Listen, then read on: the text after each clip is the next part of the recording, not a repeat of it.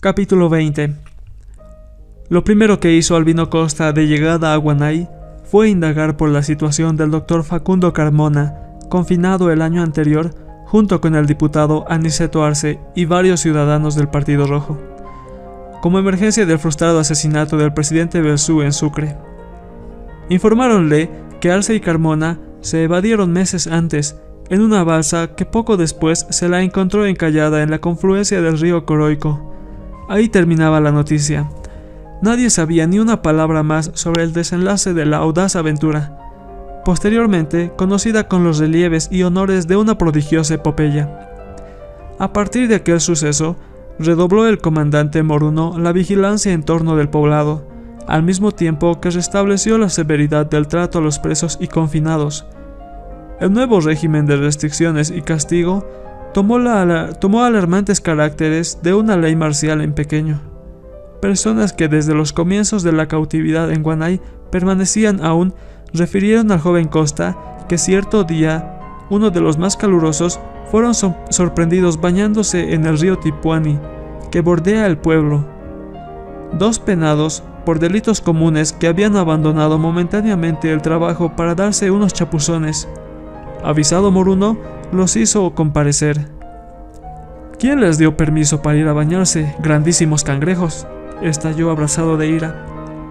Nosotros nomás, mi comandante, respondió uno de ellos. No se podía aguantar el calor, mi jefe, expresó otro. Moruno llamó al sargento Figueredo, portavoz y ejecutor de sus órdenes. Estos ajos tienen calentura, le dijo. Póngalos en remojo hasta nueva orden. El castigo era conocido. Los padres franciscanos habían construido varias cubas de gran capacidad para fines de curtiembre, y el comandante las halló muy apropiadas como instrumento de una nueva forma de tortura. Consistía en meter hasta el cuello a un hombre en una cuba llena de agua y que se le tapara con gruesos tablones, dejando apenas una abertura como respiradero. Un centinela, con orden de hacer fuego, impedía que alguien se aproximase. Fue este el castigo que Moruno aplicó a los bañistas. Muchas horas después, al tiempo que Figueredo pasaba la reglamentaria lista nocturna de presos y confinados, al cabo de una semana le surgió pedir al comandante la nueva orden respecto a los castigados. El jefe sabrá cuándo va a ordenar, respondió impasible. Pasaron más horas. Entretanto, Moruno bebía sin tregua en compañía del corregidor. Cerca de la medianoche se dirigió Figueredo a ver en qué estado se encontraban los reos en remojo. Les habló y no respondieron. Golpeó las cubas y nada. Entonces corrió a dar parte. Mi coronel, parece que los presos han muerto en las cubas. Sentiría mucho, contestó fríamente. ¿Los hago sacar, mi coronel? Bueno, ya ha debido pasarles la calentura. Figueredo hizo desaguar las cubas. A la luz de una vela de cera de abeja miraron el interior. Estaban en el fondo, como acurrucados. Los cuerpos de los presos habían muerto de asfixia. Probablemente, al cabo de horas, no pudieron mantenerse en pie, por cansancio o por efecto de calambres resultado de una larga permanencia en el agua.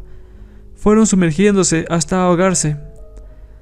Hallábanse los cuerpos grotescamente contraídos, en estado de maceración.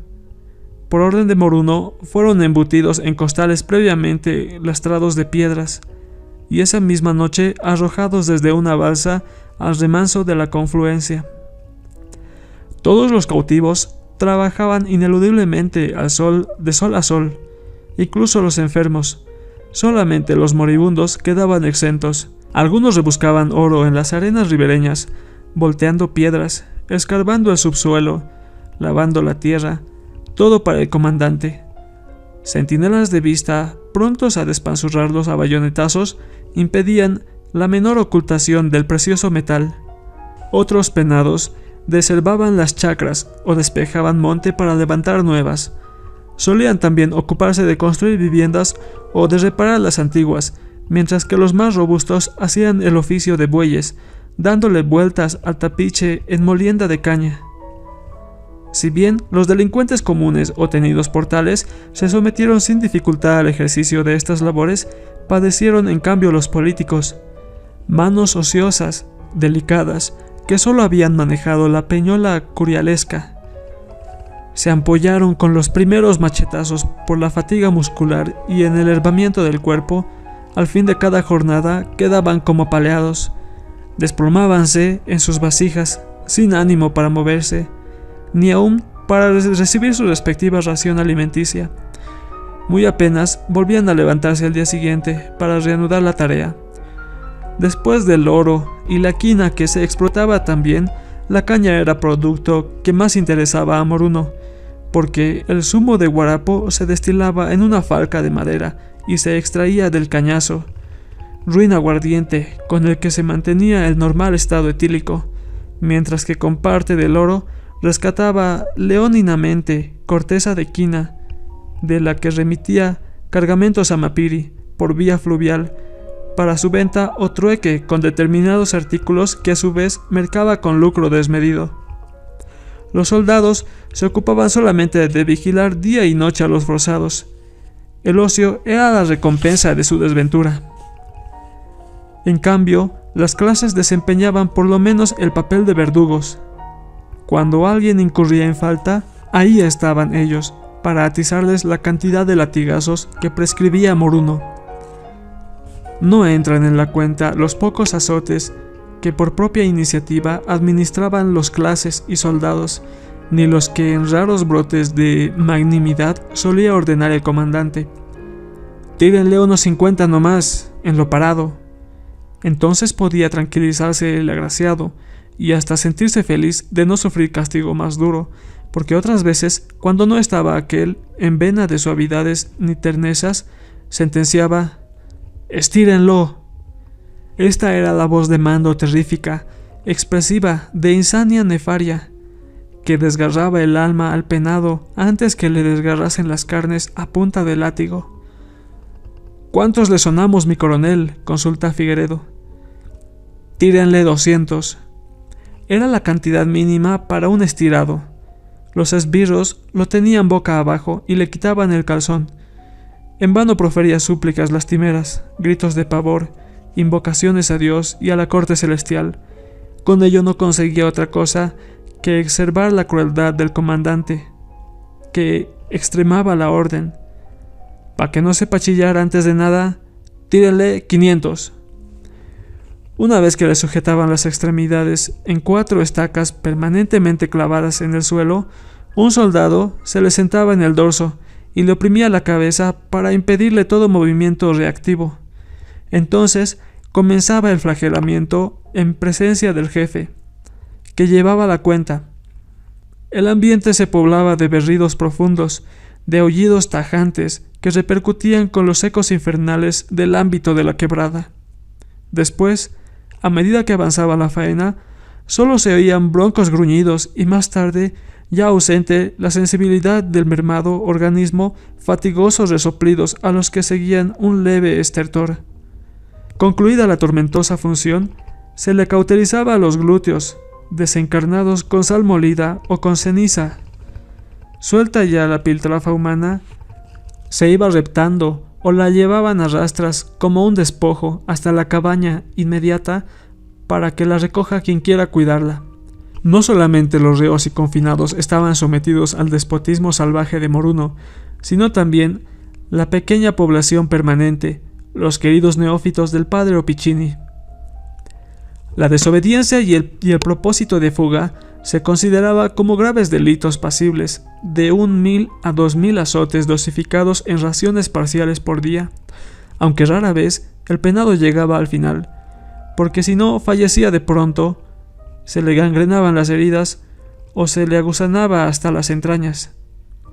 El flagelamiento era una especialidad que se aprendía en los cuarteles, propia sobre todos los clases.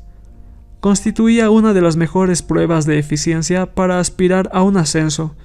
Por eso se ejercitaban constantemente en las horas libres, compitiendo unos con otros en habilidad y resistencia. Incluso se daba instrucción académica sobre el manejo del látigo. Como toda aptitud, no carecía de técnica. El instrumento de cuero, finalmente trenzado, tenía 2 varas de longitud y una porrilla en el extremo destinado a herir. La clase lo manejaba infaltablemente enroscado en el bolsillo para usarlo en todo momento. Cuando la zurra era larga, actuaba una pareja al mismo tiempo, a 2 cabos, revitalizando a los verdugos en la demostración de sus aptitudes.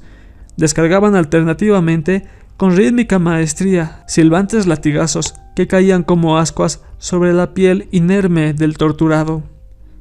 De ahí que, en fuerza de la costumbre, los flageladores ordenaban con absoluto desenfado, incapaces de conmoverse ante el sufrimiento que causaban, y si de algo se resentía la delicada sensibilidad del comandante Moruno, era de que no hubiese todos los días motivo para solazarse con un espectáculo de esa laya, y como no podía privarse de él, creaba el pretexto.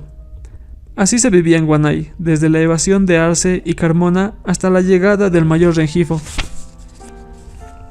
Ya se había visto que el mayor Pedro Rengifo, conductor del último grupo de confinados, cumplió con su propia conciencia en evitarles sufrimientos que no fueran a los ineludiblemente causados por los factores físicos ajenos a su voluntad.